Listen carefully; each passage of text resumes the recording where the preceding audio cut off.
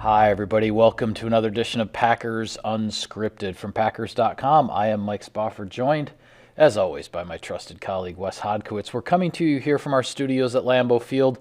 Wes, week one in Minnesota did not go as the Packers had hoped. A 23-7 loss at US Bank Stadium. And for a lot of folks watching, deja vu in some respects with regard to week one last year when the Packers did not perform well, losing big in week one to the New Orleans Saints.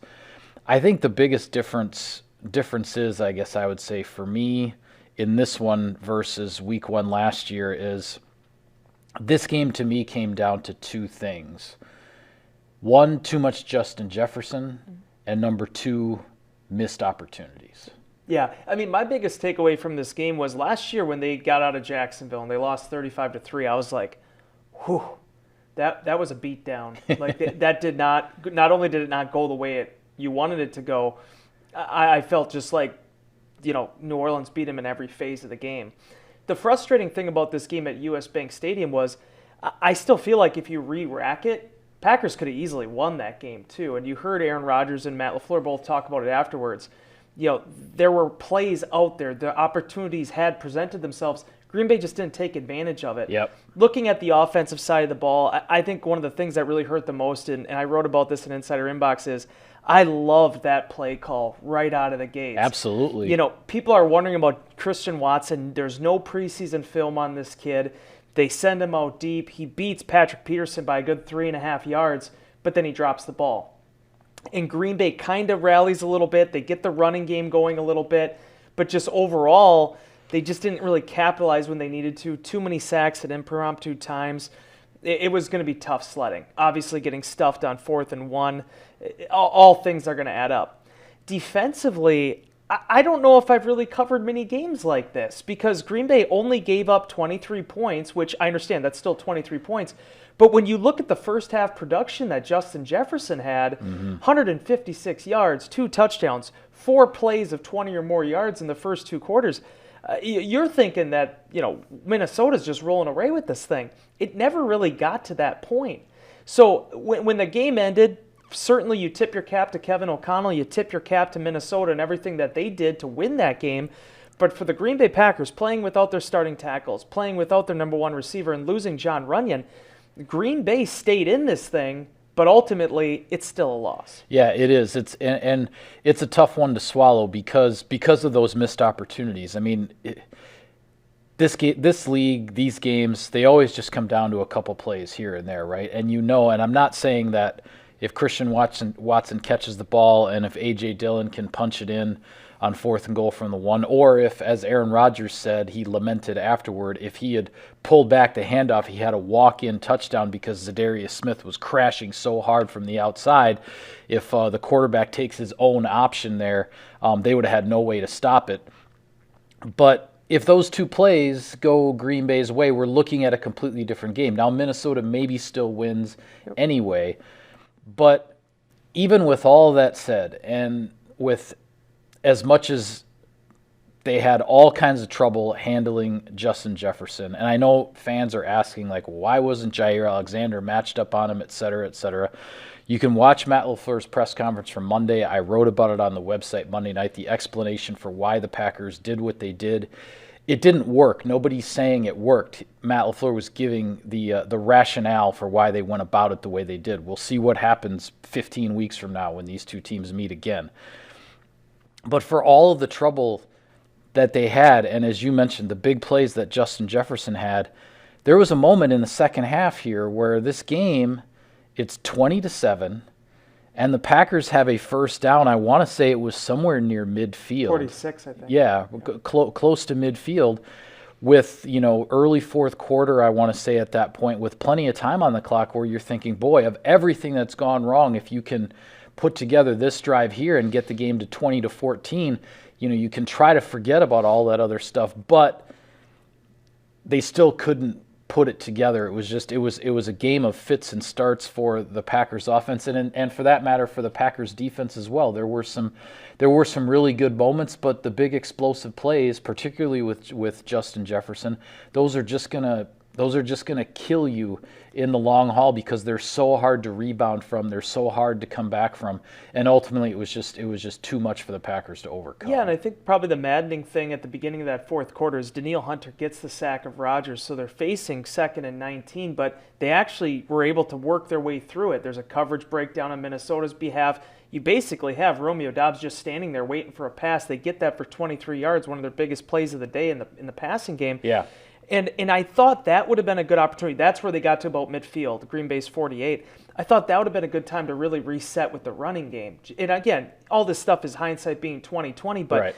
that 7-play, 75-yard drive that they had before that got them on the board finally with the 2-yard A.J. Dillon touchdown run, that is what reminded me of what this Green Bay Packers offense really on paper we thought it was going to be and probably will still be at this point. 75 yards, 46 of those come through Aaron Jones and A.J. Dillon. A.J. Dillon mentioned even at that point that Jones breaks off that 29-yard run. He's pushing through everybody, his guys, their guys, referees. The guys, he's rumbling, stumbling, all the way right down the field. And Jones and Dillon said to him, he's like, you just jolted our entire roster. Yeah. And the game was different offensively for Green Bay after that, but Green Bay didn't get back to the running game. Jones only carried it 5 times, and that was one of the things that Matt LaFleur really lamented. On the other side of the field, Delvin Cook wasn't nearly as dynamic, but he was able to put them in first down, second down, favorable situations, and then really Kirk Cousins just took it from there. Yeah, well, you mentioned the running backs, and you look at this game, Jones and Dillon combined, rushing and receiving yards combined, 167 yards. They were a big part of this Packers offense. But after the game, both the head coach and the quarterback were like, they weren't a big enough part. They needed to be a bigger part. And we talked about it through the offseason, through training camp.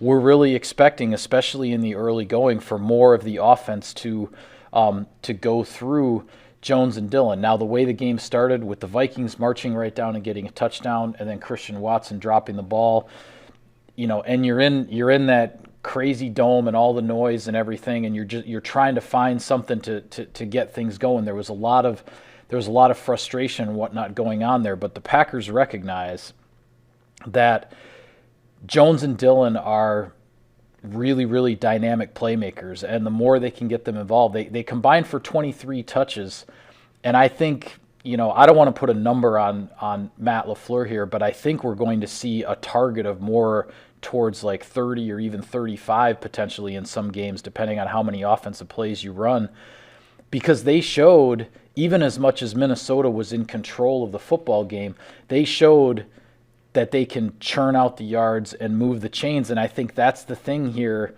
that the Packers are going to have to hang their hat on as this offense finds its footing. Aaron Rodgers, talked about a lot of mental mistakes across the board, and he was talking about offensive linemen, talking about some of the young receivers, and he, took the blame for some of his own mistakes, missed throws, bad decision to throw the jump ball to Cobb that got picked off. So there were mistakes all across the board. The mental mistakes were the most frustrating for Rodgers, and I think as the Packers work through this stuff in the early season, it has to be Jones and Dillon that carry the load, and to just keep everything settled down and not get so crazy and desperate, so to speak, because that's the way it always feels in that stadium, right? When you get behind, things get crazy and it feels desperate because the atmosphere in that place is unlike any other. And I think in some respects, the Packers got away from really what this offense can do best right now. It's a self-fulfilling prophecy if you allow Minnesota to get momentum. That's not just Green Bay. That goes for any team that goes into U.S. Bank Stadium, because whether it's the noise level, whether it's the game entertainment stuff they do, whether it's the Jumbotron putting Zadarius Smith on the screen every 3 seconds, they're going to find ways to really get their guys going and keep them motivated. So you need to be able to control that early on. The one part of this, and it goes back, because people want to make that lazy comparison to last year with the Saints. I feel a lot better about where Green Bay is at right now coming out of this game than honestly I did last year coming out of New Orleans, because that game you're just wondering what happened offensively, defensively, everything in between, because that was a first-year coordinator. You weren't sure what was going to be going down. I would have been more discouraged in this game had the Packers given 30, 35 touches to Aaron Jones and A.J. Dillon, and they weren't able to have production. But as it turns out, both of those guys together averaging 6.2 yards per carry. You saw what this offense can do with them out of the backfield. I mean, I'll tell you this right now, Mike, some of those passes to both sides of the field, it shows you that when those guys are given the opportunity to be free in space, you don't need to be Aaron Jones with his explosiveness and all that stuff. A.J. Dillon was very successful out there too with the more power running style. That's where I think it's not just about, okay, they won or lost or they whatever how this went. It was about the fact that when Green Bay went to those packages, the two-back stuff, mixing and matching them, it worked. And I think that's probably something they have to feel pretty good about now going into this game against the Bears. Yeah, I think a couple of other positives that are worth pointing out here from this game. The return of Robert Tonyan to the offense. And we saw what appeared to be maybe a rep count, so to speak, because with him coming back from the knee injury, because he wasn't out there for all the snaps. But even in a limited number of reps, he was impactful. He made a handful of very impactful plays. And the other was, I thought, until unfortunately he left with a shoulder injury, but a very solid debut for rookie first-round pick Quay Walker in this defense. Sort of went from a good news, bad news back to a good news thing in that, you know, he had 8 tackles before he had to leave with a shoulder injury, but then we heard from Matt LaFleur, it doesn't sound like the shoulder injury is anything serious, even to the point that LaFleur is giving Walker a chance to be able to play right away again this coming Sunday against the Bears. So those were a couple positives. And also, you mentioned losing John Runyon on the offensive line. He was taken out of the game to be evaluated for a concussion. Zach Tom, the rookie 4th-round pick from Wake Forest, went in. I thought he played pretty solid for a rookie not having been in an NFL game. He's played all kinds of positions across the front. He got thrown into the left guard spot cold off the bench and held his own just fine. And I have several video clips in my What You Might Have Missed piece on the website if you want to check out some of those with regard to Tom. So there are some little nuggets you can pull out of this game that we'll see exactly where this goes and how the Packers potentially build on some of those things. The maddening part about that defensive performance is Justin Jefferson getting way too open, having way too much leeway, and being able to hurt the Packers after the catch, right? It wasn't just where he caught the ball, it's what he did with the ball when it was in his hands. But conversely, when I mentioned the maddening part is, a lot of the defense was see ball, hit ball, ball carrier goes down. Whether it was Quay Walker, working both sidelines, whether it was, Rasul Douglas, the coverage, things, and breakdowns notwithstanding, Rasul Douglas, Keyshawn Nixon on his only defensive snap, getting the ball carrier down to force a punting situation. The Packers, for all the questions going in about not playing the preseason, the Packers tackled pretty well in this game. Yeah. The major point of emphasis, I think, going into this game against the Bears now, and the running back won't be nearly as dynamic, the weapons won't be as dynamic in this matchup as they were at US Bank Stadium, is on early downs, you got to get the ball carrier down 2-3 yards from the line of scrimmage, and then once you're in those third and passing situations, making sure that your coverages are where they need to be, because that's really, in my opinion, the only area where Green Bay really did fall short, because they got 8 hits on Kirk Cousins. And the way he throws the ball, it's not going to be easy to get him down to the turf. They did a lot of things right, but it was the things they did wrong were a pretty big scale. Yeah. Well, you mentioned the Bears are coming up here week 2. I want to get to that in just a second, but first some sponsor business. Sirius XM NFL Radio delivers hard-hitting analysis and up-to-the-minute NFL news that true football fanatics need 24/7, 365. And at Cousins Subs, we have something for everyone, like our Wisconsin cheese curds, mac and cheese, golden fries, and creamy shakes, all paired with your favorite sub or sub in a bowl. Cousins Subs, 50 years of better. The Chicago Bears will be coming into Lambeau Field for a primetime game. I believe this is now going to be, is it the 17th consecutive year? So. The Bears and the Packers. I didn't get the dope sheet yet, but it's been quite a few. I believe it's 17 in a row. 17 years in a row, the Packers and Bears will be playing a primetime game. This one will be the home opener for Green Bay, Lambeau Field, Sunday Night Football. And the Bears are coming in a surprising 1-0, although I'll say this, that when I saw what the weather was doing in Chicago on Sunday, suddenly, that game, Bears and 49ers, it was all bets are off, because that field turned into a swamp, a quagmire. Game plans and everything else just get thrown out the window. It's a matter of survival, protect the football, make the plays you can.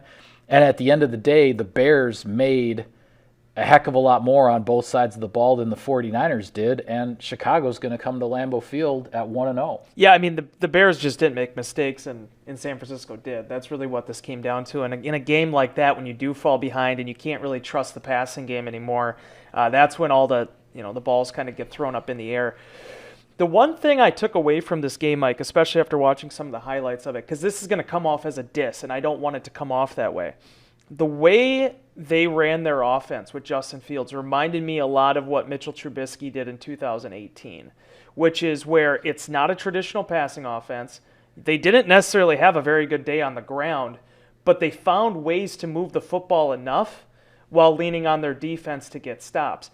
That, in a lot of ways, I think is really the recipe here for Fields coming out. That's how the Bears won the NFC North in 2018. That is exactly what they did that entire season. That formula that you just mentioned. Yeah, and Fields, wasn't overly dynamic as a runner, but I just felt like you saw. Just watch any of the clips on any of the websites. Go to NFL.com. You see the way guys rallied around him. There was an energy with that football team and with those fans that were there during that monsoon. So they're going to come in, as Matt LaFleur said, they're going to be feeling pretty good about themselves and feeling like Matt Eberflus and the direction they're heading is in a good direction. But that being said, we need to remember when you look at where these power rankings were at the beginning of the season, the fact that not a lot of people were standing behind the Bears here. There still, in my opinion, is a very big discrepancy between the two talent levels of this team, certainly from an experience standpoint. Now, you can't rest on that. You have to perform. But I think the key for Green Bay really was making sure on Monday, okay, here's everything we did wrong. Here's everything we need to change to be able to get to be the team we want, and understanding that you're going to be facing a different type of opponent on Sunday night, and you're going to be doing it in front of your home opening crowd. Yeah, I think the Packers, with everything that went wrong in Minnesota, I think the Packers are good. The message this week for the Packers, and this is, as you said, it's not a diss against the Bears, but it's where the Packers are right now. This game coming up Sunday night is not going to be about what the Bears do. It's going to be about the Packers getting back to doing what they do well. They know they had coverage breakdowns and miscommunications and stuff that aren't acceptable and are very, very frustrating. And they had the mental mistakes as well as physical mistakes on offense that cost them. The Packers are going to go into this week feeling like if they clean up their own house, so to speak, and you're playing at home in prime time in front of your own fans, that they should be able to take care of business here, and that's not a knock against the Bears at all. But this Bears team is going to come into Lambeau Field fired up. Their new head coach is 1-0, and he's like, all right, let's ride this as long as we can. Yeah, and that's why you do have to throw out all of those power rankings, everything, because when you have a guy like Fields that guys are energized about, and let's give the young man credit. In a game of these young quarterbacks, he made plays Trey Lance didn't. Yep. And that's why the Bears ultimately won. They controlled their own destiny. And when you saw when they had that 9-point lead in the fourth quarter, what they were able to do with it and how the tempo of the game changed. And realistically, I said it from day one, Mike, the first Unscripted we did, the Bears are going to go as far as this young man takes them. They really are. And for them to get that win out of the gate when I think a lot of people were counting them out against the San Francisco team that has huge expectations for this season, that's going to definitely be a feather in their cap. That's going to give them some swagger going into this matchup. Yeah, well, aside from the quagmire at Soldier Field, there was a lot of other wild and wacky stuff going on in week one in the NFL, which always happens on the season opening weekend every year. We saw the Lions lose in what turned into a shootout at Ford Field against the Eagles, a team that is now very much the favorite in the NFC East with Dak Prescott dealing with thumb surgery for the Cowboys. There was overtime kicking craziness in Cincinnati. Where have we seen that before, right? Yeah.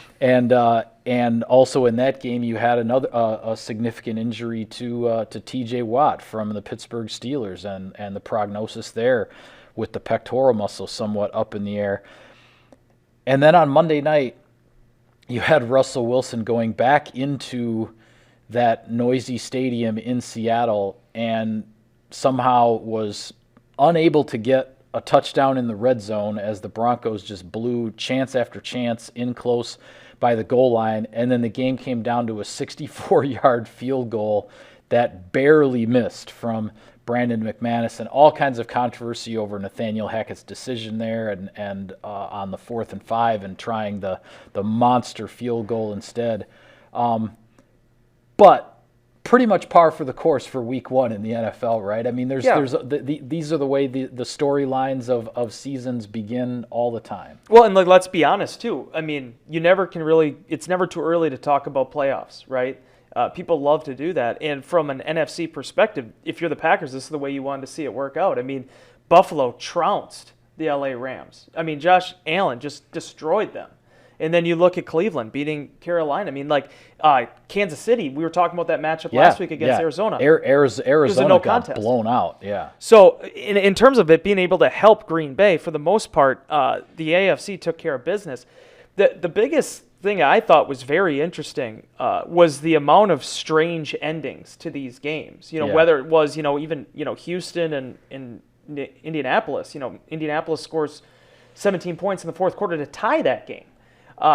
So many crazy things happened. Well, the big comeback by New Orleans against Atlanta too. So I believe that was 17 points in the fourth quarter by Jameis Winston and the Saints, if I'm not mistaken. Absolutely. In order to pull that one out. And this is the way it's going to go in Week 1. New England, the storied history there of Bill Belichick going down to Miami. I mean, so many things sort of lined up, but certainly when you look at the I don't want to call them the blood rivalries, but I mean the really heated, not even heated, but the ones that got built up to be the big matchups, right? Yeah. They all kind of lived up to the billing with Russell Wilson. For whatever happened with Nathaniel Hackett at the end of that game, Russell Wilson, going back to what I will still refer to as CenturyLink. I know it's Lumen Field now or whatever, but it's still CenturyLink to me, darn it. Cleveland and Carolina, Baker Mayfield making it interesting at the end.